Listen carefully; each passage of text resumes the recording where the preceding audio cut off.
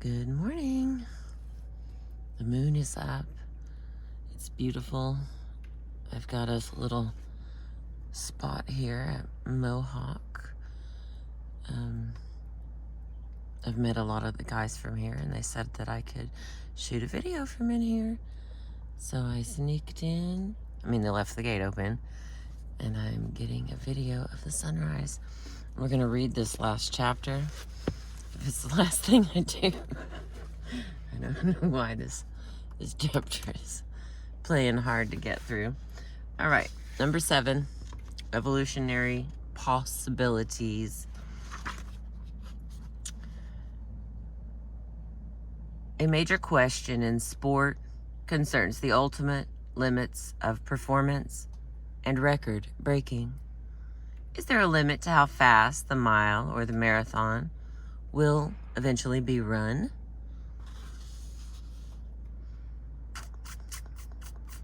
How much further can swimming records be lowered? How difficult or easy will future ascents in climbing be? Or the maneuvers in gymnastics, or the turns in skating?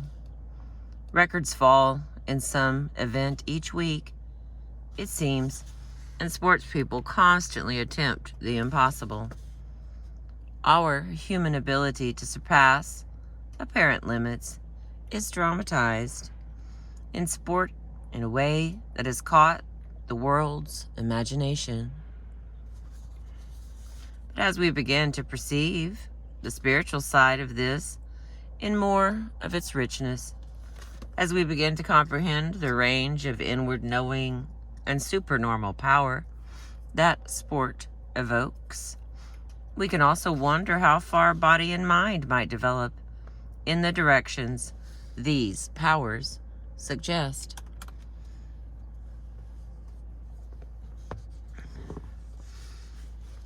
Is there a significant frontier here? In gathering the material for this book, we have found ourselves frequently asking this question. Could the extraordinary capacities we have explored in this book be more fully developed in the culture at large? Do these aspects of sport point to similar possibilities in all of us, whether we are athletes or not? We believe that they do. Indeed, many programs to explore these possibilities are emerging in Europe, Russia, and the United States. The immense interest in Buddhist, yogic, Sufi, Christian, and Jewish mysticism, the popularity of experimental psychotherapies, the experimentation with biofeedback and hypnosis, the development of disciplines like suggestology and psychic self-regulation in Russia and Eastern Europe, and the growing fascination with altered states of consciousness demonstrates a readiness in modern culture to explore the kinds of experience our sports stories illustrate.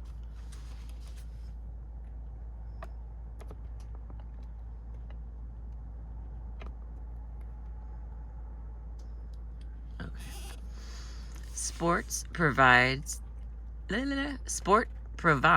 a strong, okay, that's what the S and then provide. Sports provide a strong and compelling focus for an exploration of mental and physical transformation. But exceptional human capabilities emerge in other fields as well. Of course, lending further weight to the proposition that we possess enormous untapped potentials. Now let's take a look at some of these fields. All right, the first one is placebo research. A placebo is a sugar pill or inert substance that is given to a patient who believes it is a medicine or drug. By accepting the authority of the doctor or experimenter, persons taking the pill often rally their own powers to produce the changes they have been led to expect. Placebos have helped people lower the amount of fat and protein in their blood, change their white cell count, reduce the trembling associated with Parkinson's disease, relieve depression, increase sleepiness, reduce post-operative wound pain, relieve the symptoms of arthritis, eliminate the symptoms of withdrawal from morphine, and produce various specific effects of both stimulant and depressant drugs. Through placebos, we are authorized to mobilize our own self-regenerative powers. Regenerative powers, there we go. The placebo effect often produces astonishing results. Changing our blood cell count is usually considered to be a feat for yogis, yet unsuspecting patients have done it. Placebo research demonstrates how specific and how effective our own powers of self-surpassing can be. All right, and the next one, hypnosis and suggestion.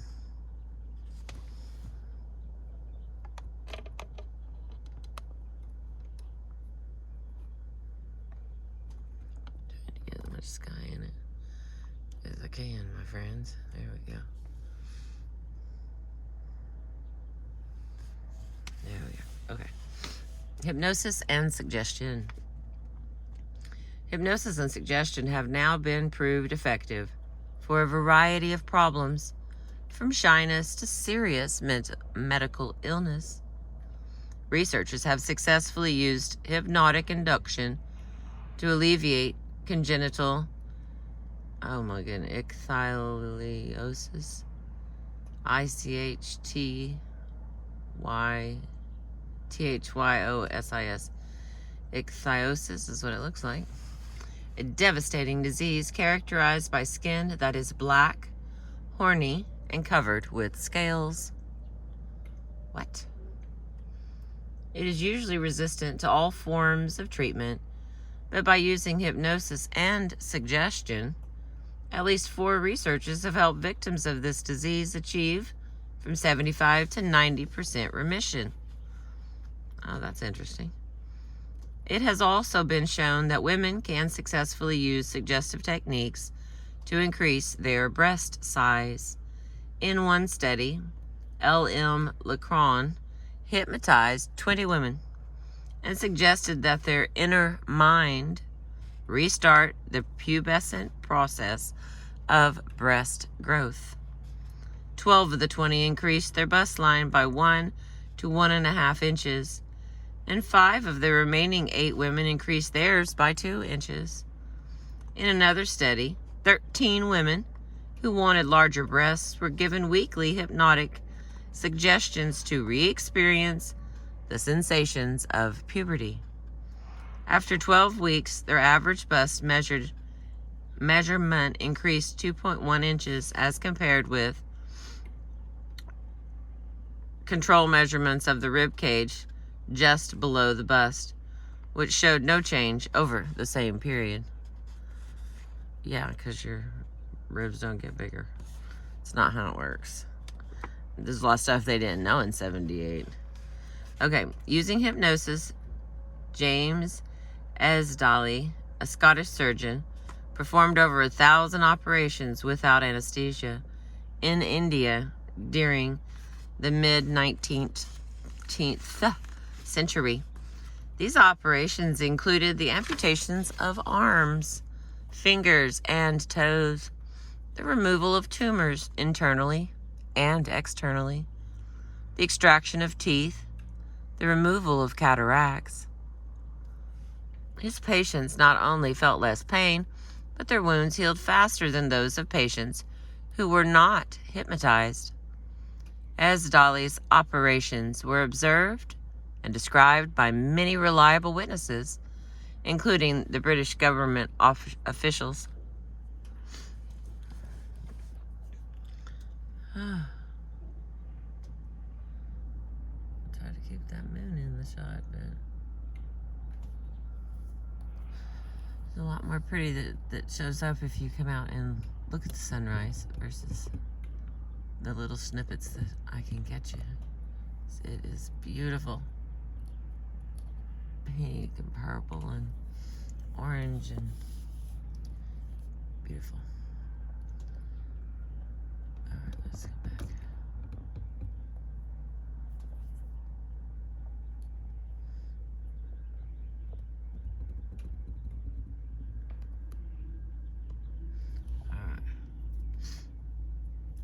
Results like these have been achieved in many experiments during the past 150 years. And then there's a little note down here.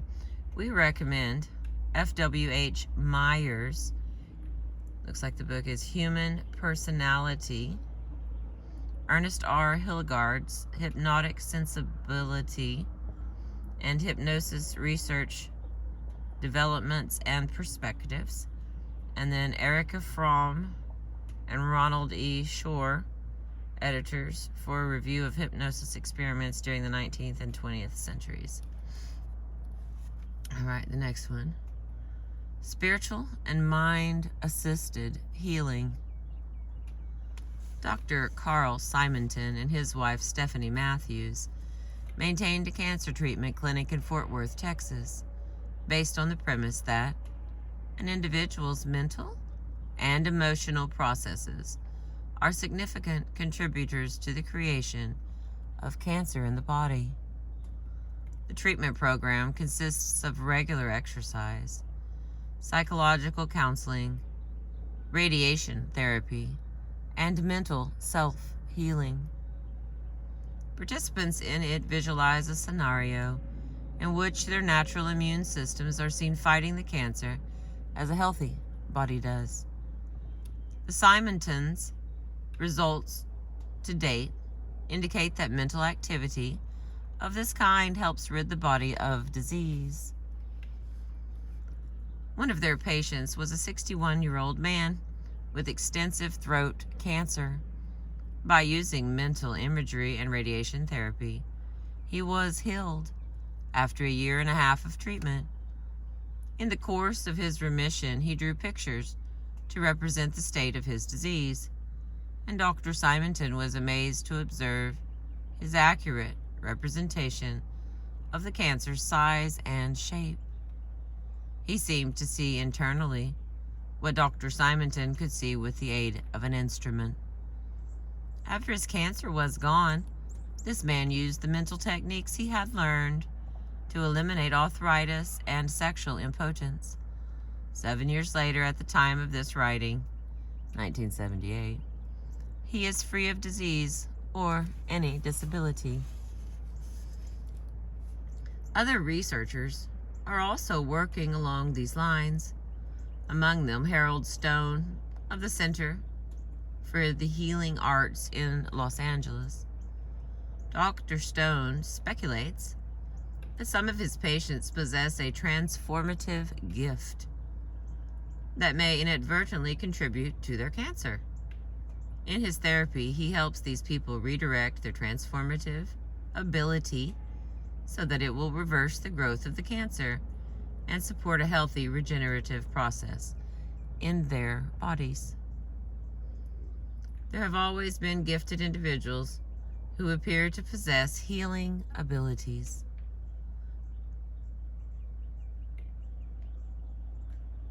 Doctors Elmer and Alice Green have studied some of them at the Menninger Foundation in Topeka, Kansas.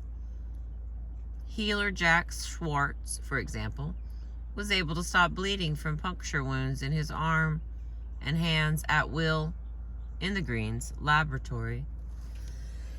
Excuse me. I got a little note.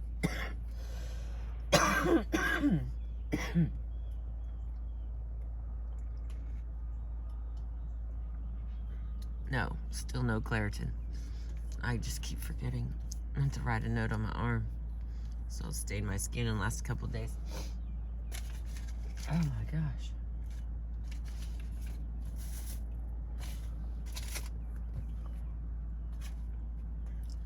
All right. Sorry about that distraction. distraction, my friends. I do have coffee, so that's helping a lot.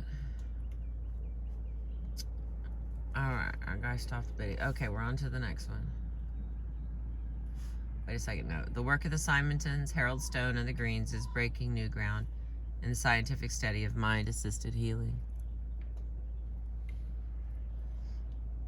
Okay, the next one is biofeedback, which again is amazing. If you haven't ever tried it, then maybe it's not for you, but it changed my life. I've had biofeedback training for almost my entire life. So. Various mental exercises combined with biofeedback training teach patients how to control their heart rate, muscle tension, lymph flow, blood pressure, gastrointestinal functions, airflow in bronchial tubes, and electrical characteristics of the skin and brain. These generalized tasks have been effectively applied to the treatment of Raynaud's disease, Parkinson's disease, migraine and tension headaches, hypertension, spastic colon, asthma, neuromuscular problems, epilepsy, and cerebral palsy. John Basmajian, Basmajian, has reported on the voluntary control of single nerve fibers through auditory and visual feedback from electrodes placed in a thumb muscle. Subjects learned such delicate control that they could produce neural rhythms such as doublets, triplets, gallop rhythms, and drum rolls at will after 60 to 90 minutes of training. In another study, Bernard Ingalls showed that some people can learn to control individual sections of the heartbeat. Recent pilot studies have demonstrated a person's ability to influence blood sugar levels at will. Oh, wait a second. Hang on, I'm gonna read that. Ability to influence blood sugar levels at will. Well, I need to do that before I go to bed so I can stop waking up in the middle of the night and wanting sugar. I don't have a sugar problem. I mean, as long as there's some in the house in the middle of the night, I don't have a problem. And it's funny because I'm completely asleep and I wake up and I'm like, oh my God, you know what I need? Like a piece of sugar, a piece of something sweet. And then I never forget where things are hidden when I'm asleep. So I wake up, I eat like half a bite of something. I'm sure it's a medical condition. I'm sure, but it's not a sugar problem. Just want to be clear. It's the best candy or piece of whatever I've ever had in my life. I mean, it's like I'm not even awake. What I know is, woo. So it sounds like I need to work on that. Sounds like a personal problem that I've just overshared. Sorry, I'm trying to get through this. I was like, what? I could stop blood sugar in the middle of the night? That'd be so great. These various investigations suggest that any aspect of a person's chemistry or physiology that can be brought to awareness, either directly or through instruments, can become accessible to conscious control.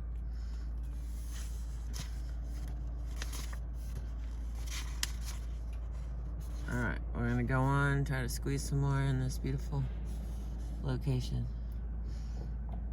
Russian psychic self-regulation is the next category, also known as PSR. PSR, excuse me. PSR is defined by its Russian authors as a directed, purposeful regulation of the various actions, reactions, and processes of an organism realized by means of its own psychic, which is mental activity. The system is a synthesis of yoga, hypnosis, autogenic training, and the martial arts. In it, mastery of muscle relaxation and breathing rhythms, achievement of temperature changes in the arms, chest, abdomen, and head, and control of heart rate are developed in preparation for more selective control of various psychological and physiological functions. Ooh, that's a lot of words. Russian researchers report that they have found a normal distribution curve for this capacity in the general population. Though everybody,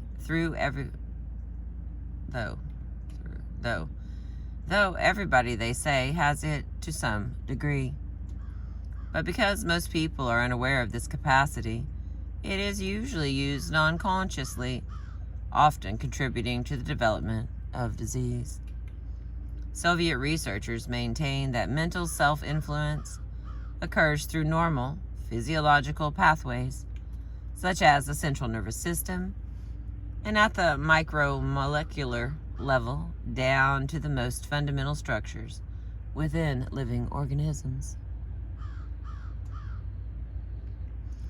Published research from the Russian medical and sport communities suggests that PSR techniques can help increase the growth of muscle fiber, and affect cellular and subcellular processes.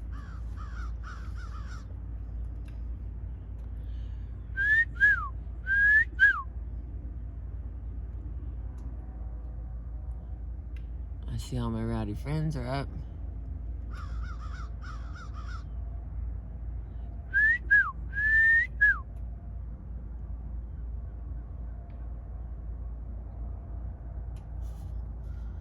Okay, the next one is psychokinesis and telepathic suggestion. The ability to affect physical objects, including one's own body and the bodies of others, without the mediation of any known, without the mediation of any known physical medium, has been studied by parapsychologists since the 1880s. If such a power actually exists, it would help explain many of the phenomena we have examined in this book. There is a class of event in which it is not always clear whether psychokinesis or telepathic suggestion is the mediating factor. F.W.H. Myers, a founder of the British Society for Psychical Research and the author of the field's great classic, Human Personality and Its Survival of Bodily Death. Well, that sounds interesting. Described several experiments in which a subject was hypnotized telepathically and commanded to perform certain actions. One such experiment was witnessed by Myers and by Pierre Janet, Freud's famous contemporary. Janet and Myers watched while their colleague, Dr. Gilbert, a physician of Le Havre. Okay, I see that what I've done wrong is not let the dog have a window. Unforgivable actions. Excuse me, here we go again. One such experiment was witnessed by Myers and by Pierre Janet, Freud's famous contemporary. Janet and Myers watched while their colleague, Dr. Gilbert, a physician of Le Havre, induced an unsuspecting patient to leave her home at night and walk across town to his house. A highly unusual excursion. Myers, Janet, and Gilbert conducted 25 such experiments between October of 1885 and May of 1886, of which 19 were deemed successful. Wow, 19 out of 25, that's pretty good. Similar experiments in suggestion at a distance have been conducted by many researchers since then. The Russian physiologist L.L. Vasiliev, Vasiliev,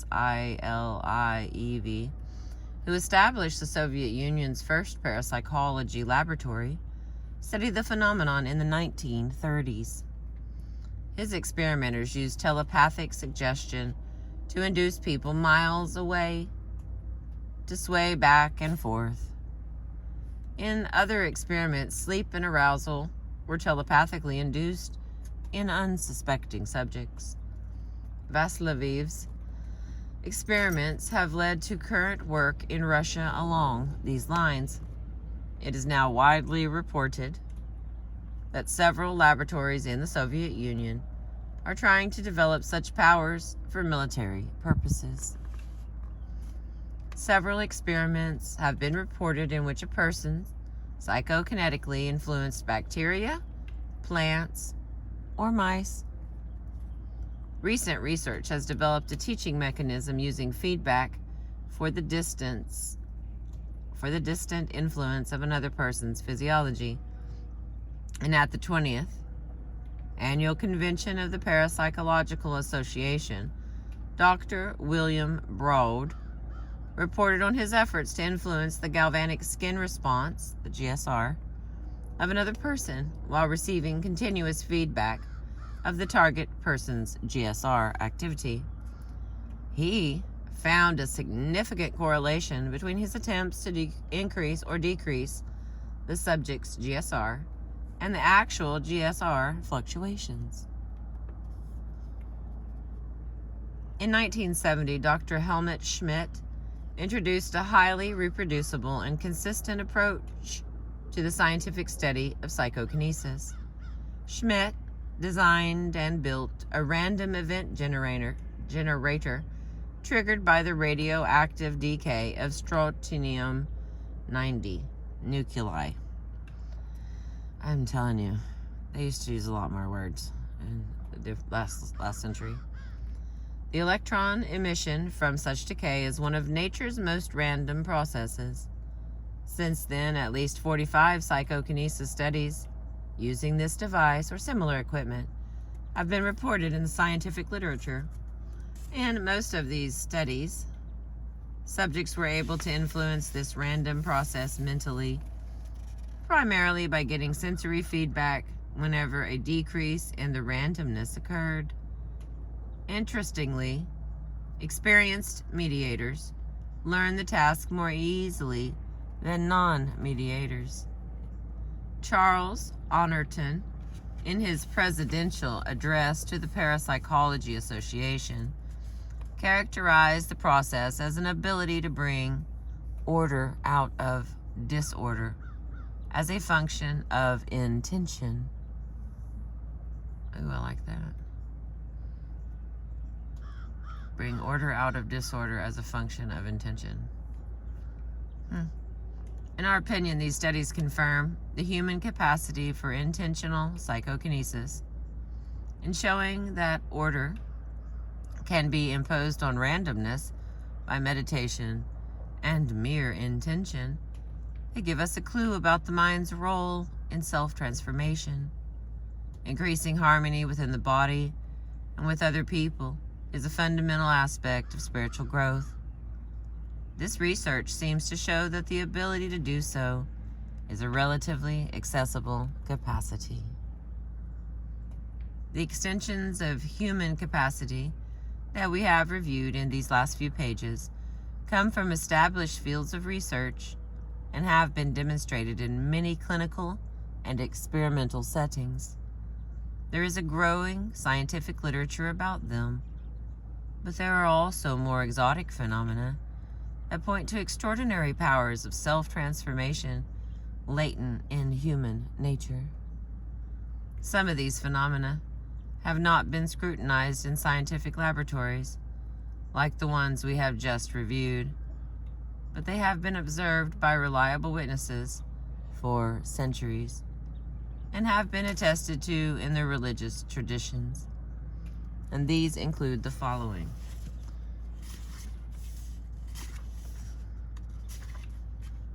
Man, there's only like 3 pages left, but you know that's going to add 10 minutes to us. Oh my goodness. Okay. I'm going to stop. I don't want to stop, but I'm going to.